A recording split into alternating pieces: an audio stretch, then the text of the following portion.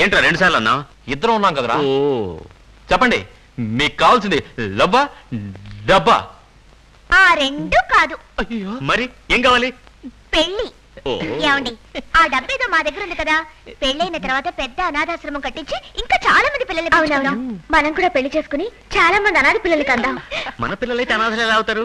వీళ్ళే అనాథలు గారే. సారీ. ఇచ్చాలి. నీ పేరేంటి? రచ్చికే మర్చిపోయాను. టి మురళి, డి గంగాధర్, కే బాలు, ఏ పవన్, బి వాసు, ఎస్ కమల, జే సుధాకర్. నా పేరు ఎన్ సరిత. మేము ఎప్పుడు అన్నదేం కాదు. నిన్నటి వరకు మాకు 2 అన్నయ్యలు ఉన్నారు. ఈరోజు 2 వదిలి వచ్చారు. ఆ సిగ్గు చూడు.